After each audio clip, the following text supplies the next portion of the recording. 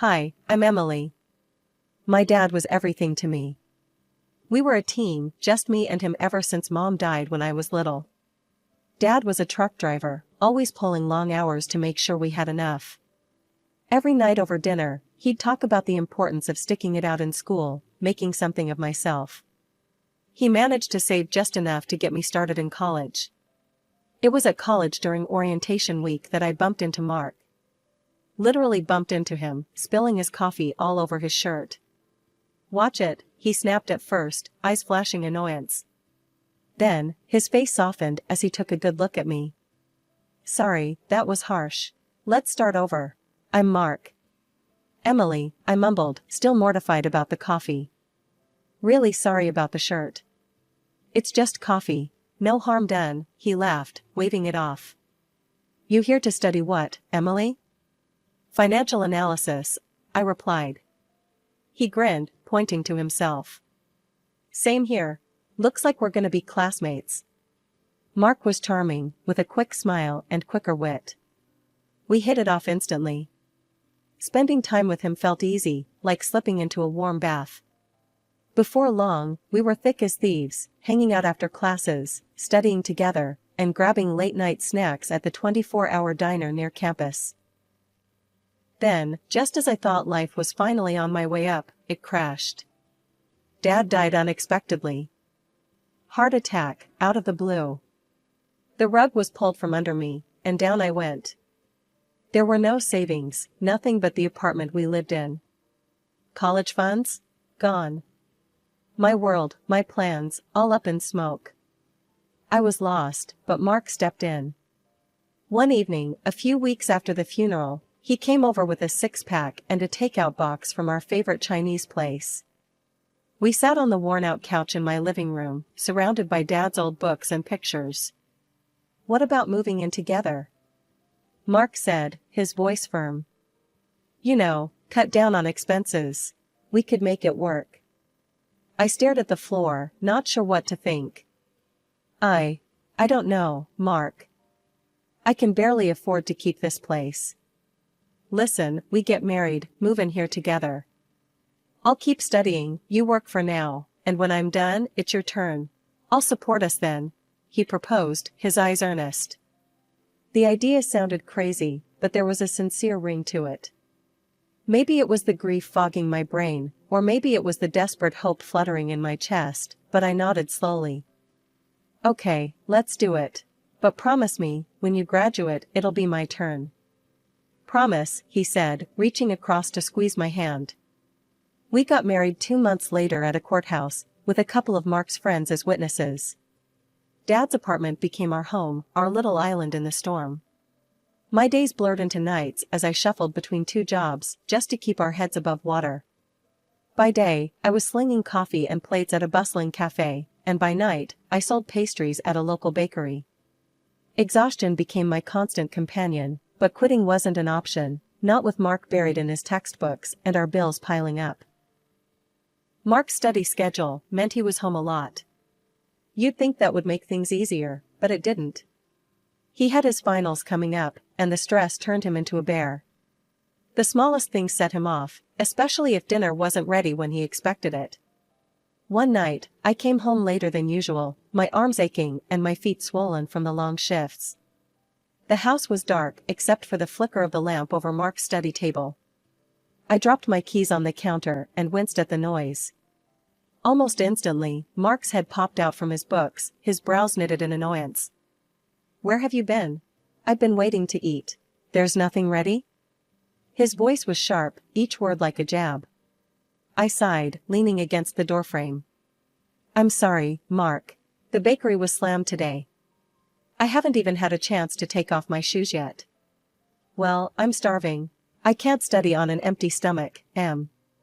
His voice softened a bit, but the irritation was still there, hanging between us like a thick fog. "I'll fix something quick," I mumbled, pushing past the fatigue. I rummaged through the fridge, pulling together what little we had to whip up some scrambled eggs and toast. Not exactly gourmet, but it was the best I could do on short notice.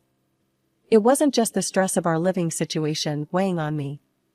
There were also Mark's parents, Richard and Marianne. Both well-educated, well-spoken, and well-off, they never missed a chance to remind me that I didn't quite fit their idea of a suitable match for their son. Visiting them was an ordeal. Their old house was like a fortress of books and high culture. Each room overflowed with literature and artifacts from their travels around the world. The first time I stepped into their living room, Marianne had eyed my second-hand jeans and faded college sweater before offering a thin-lipped smile. "Emily, dear, have you read the latest by Jonathan Franzen?" "Oh, but of course, you've been too busy working your, how many jobs is it now?" Her tone was honeyed poison. Richard was no better. It's a fascinating treatise on the socio-political landscape of contemporary America. But, let's discuss something simpler. His chuckle was a soft knife, and I felt my cheeks burn with humiliation. I tried to hold my own, to nod along, to throw in a comment here and there, but it was like shooting arrows in the dark. Eventually, I stopped trying. One evening, after a particularly grueling shift at the cafe, I mustered the courage to tell Mark how I felt. "Your parents, they don't think I'm good enough for you, do they?" I asked him as he clicked away on his laptop. Mark didn't look up. "Look, they're my parents. They have their ways, but they mean well." "You're overreacting." I knew then that arguing was pointless. He couldn't see it, wouldn't see it. So, I pulled back, retreating into my shell of work and solitude. Mark continued to visit his parents alone, often staying overnight. I wasn't invited, and I didn't ask to be. When Mark finally graduated and landed a decent job with a good salary, I felt a weight lift off my shoulders. Now it's my turn, right? I remember asking him one evening as we sat down for a rare quiet dinner. Mark had just started talking about his new role at the company, buzzing with excitement over the projects he was handling. "Yeah, about that," he said, his fork pausing midair. "Look, Em, things are tight right now. The job pays well, but we've got bills, debts. You know how it is." I nodded, biting back my disappointment. "I get that, but we talked about this, Mark. It's supposed to be my turn. I was thinking I could start with just a couple of classes. I'll keep working at the bakery to help out." He shook his head, a frown creasing his forehead. "Emily, be realistic. We need every penny we can get. Forget about college for now." The resentment that had been simmering inside me boiled over. "I supported you," I snapped. "I worked 2 jobs, Mark, so you could have this, so we could have this. And now you're telling me to forget my dreams?" He didn't look at me. "It's not like that, and you know it. Things change. We need to be practical." Practical. The word hung in the air between us, heavy and cold. But before I could argue further, life threw us another curveball. I found out I was pregnant. All thoughts of school were pushed to the back burner as we prepared for our new arrival. Lily came into our lives like a storm, fierce and beautiful. I threw myself into motherhood with all I had, but the strain on our marriage didn't ease. If anything, it grew worse. Mark was distant, often coming home late, and when he was around, he critiqued my parenting. "You need to push her more, Em," he'd say as he watched me play with Lily. "She needs to start learning early. I've signed her up for French lessons and a toddler developmental center." "She's 2, Mark," I would protest, feeling the familiar flare of anger. "She needs to play, to be a kid." Mark had been sorting through some papers, not really listening. At that, he looked up, his expression hard. "Maybe if you had some education, Emily, you'd understand the importance of what I'm doing for her." The words said a lot. They said I was just the uneducated wife, good enough to work and pay bills, but not good enough to be a real partner in raising our daughter. When Lily turned 5, the gap between me and my family widened into a chasm. Mark's parents took it upon themselves to completely oversee her upbringing. They showed up at every school event, every concert, parading around as if they were the primary caregivers. Mark didn't just allow this, he encouraged it. It got to the point where he actually forbade me from attending school events. "Emily, you don't have the education to understand what's going on there. It's best if you stay home." he said one evening, his tone final, leaving no room for argument. I felt my face flush with hurt and anger. So, what? I'm not good enough to see my daughter perform? Is that what you're saying? Mark shrugged, indifferent. It's about what's best for Lily. My parents can provide the kind of support and image we need to project. You being there, it's just not right.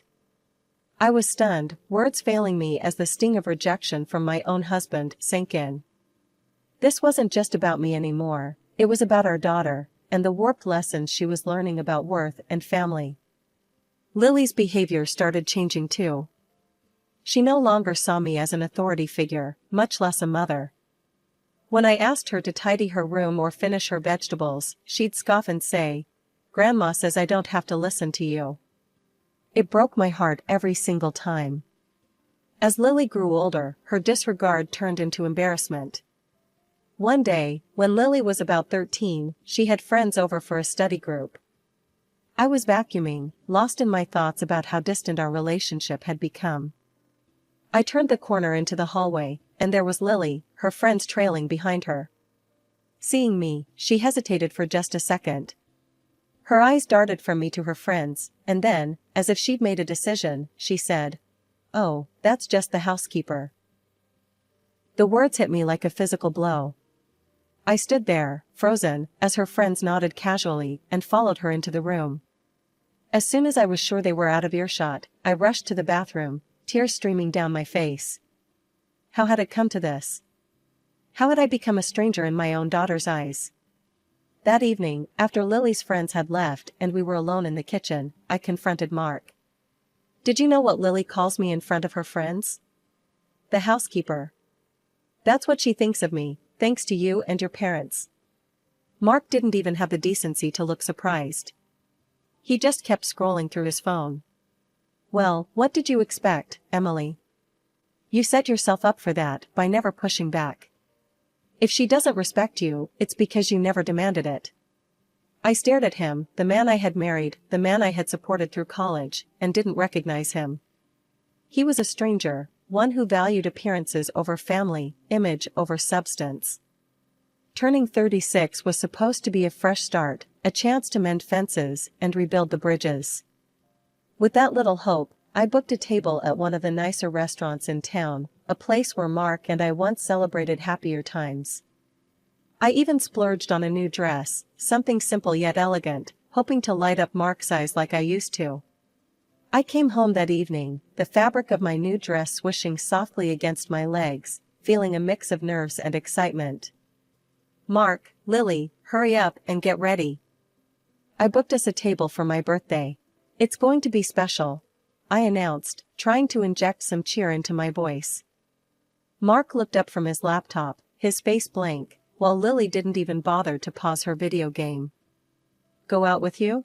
In that?" Mark snorted first, and then Lily joined in, her laughter sharp and mocking. "What's wrong?" I frowned, looking down at my dress. "You think you look good? You look like a scarecrow," Lily scoffed, her words slicing through me. "I'm not going anywhere with you. You'll just embarrass us." "Yeah, let's not pretend we're some happy family. You're just an ignorant loser, Emily. What were you thinking?" Mark's voice was cruel, devoid of any warmth. The room spun a little, their words hitting like physical blows. "But I thought we could all have dinner together. Like a family," I stammered, my voice barely above a whisper. "A family? With you?" Mark laughed, cold and harsh. He thrust an envelope at me. Confused, I opened it slowly. It was a divorce application. "This is my final gift to you," he said, his tone final. I stood there, the paper shaking in my hands. This wasn't happening. It couldn't be. "We're moving out, Mom. To the nice part of town, with Dad." "There's no place for you there," Lily added, her voice echoing her father's disdain. "You can keep this old place." They packed their bags that night. I watched, numb and broken, as they hauled their belongings out of the apartment. Mark didn't look back, his steps never faltering. Lily followed him, her eyes avoiding mine, as if I were a stranger, not the mother who had cradled her, soothed her nightmares, and cheered for every little milestone. The door slammed shut, the sound echoing through the now empty apartment. I sank to the floor, my birthday dress crumpled beneath me, the divorce papers clutched in my fist. The tears came then, hot and unending, mourning not just the end of my marriage, but the loss of my daughter, my family, my whole world. The divorce was a brutal affair, stripped of any dignity or semblance of the love. When Mark sued for sole custody of Lily, claiming I was unfit due to my educational status and financial instability, the courtroom felt colder than any place I had ever been. Sitting there, the harsh lights of the courtroom felt like a spotlight, illuminating every failure I ever thought I had hidden. My in-laws were there, right beside Mark, united in their disdain for me. Richard, with his sharp suit and sharper tongue, didn't miss a chance to emphasize my inadequacies. She simply lacks the capabilities to provide Lily with the environment she needs, Richard testified, his voice smooth and confident. Her lack of education and refinement, quite frankly, it's not up to the standard a child like Lily deserves. Marianne nodded along, her agreement silent but palpable in the tight press of her lips. I wanted to scream, to tell them that love can't be measured in diplomas or bank statements, but the words choked in my throat, strangled by the weight of my grief. When it was my turn to speak, my voice was a mere whisper, barely audible even in the hushed courtroom. I have always done my best for Lily. I love her more than anything, and all I've ever wanted was to make her happy. The judge looked at me, his expression unreadable, and then scribbled some notes that felt like the final nails in the coffin of my parental rights. The gavel fell with a sound that echoed like a door slamming shut on my heart. Custody was granted to Mark, and with it, a clear message: I was not enough. Walking out of the courthouse, the sky was a brilliant blue, mocking me with its clarity. I felt anything but clear, everything was a blur, the faces, the city, my future. But amid the chaos of my thoughts, a spark of defiance flickered to life. They thought I was done, that I would crumble, but I wouldn't give them the satisfaction. I turned to my old friend Sarah, who had come to support me at the trial. I'm going back to college, I declared, the words feeling like shards of glass in my mouth, sharp and dangerous. Sarah's eyes widened. Are you sure, Em? After everything? Especially after everything, I said, the resolve hardening inside me like cement. I need to do this, for myself. I need to show them, and me, that I'm more than what they think. The journey back to college was a Herculean task. I scrimped and saved every dime, and took on extra shifts at the bakery. The nights were long, filled with textbooks and the soft hum of my old laptop as I revisited lessons I had abandoned years ago. Social media was a constant reminder of the life I had lost. Pictures of Mark, Lily, and a woman with a too bright smile in luxurious settings filled my feed. They looked happy, untouched by the turmoil they had left in their wake. The sting of their apparent happiness fueled me, driving me to study with even more vigor. By the end of the semester, my grades were at the top of my class. The professors took notice, often using me as an example for younger students. See what determination looks like, they would say, pointing to my work. The recognition was bittersweet. With each accolade, I felt a mix of pride and sorrow. Pride for my achievements, sorrow for the reason behind my drive. But no matter how hard it was, I pushed forward, building a new life from the ashes of the old. Graduation day was a blur of pride and pomp, my name echoing in the auditorium as I walked across the stage, diploma in hand. My professors furnished me with glowing recommendations that opened doors I once thought permanently closed. I landed a job at a reputable financial firm. Starting as a junior analyst, I immersed myself in work, my life becoming a cycle of reports, meetings, and endless learning. Within 5 years, I was leading my own department, a testament to the relentless nights and skipped social outings. Life wasn't just about work, though. I bought a sleek, new car, one that hummed under my touch and gleamed under the city lights. My apartment, once a cramped space filled with reminders of a painful past, was traded in for a modern, spacious loft in a vibrant part of the city. I revamped my wardrobe, my new clothes sharp and empowering, each piece a reflection of the new me. I even changed my hairstyle, opting for a chic cut that framed my face with confidence. Then, one day, as I scrolled through job listings to see what the market was offering, I froze. There, in bold letters, was an opening for a department head at a familiar company. It was Mark's company. The irony wasn't lost on me. A wicked part of me buzzed with the thrill of the potential drama. I applied, driven by the desire to restore justice.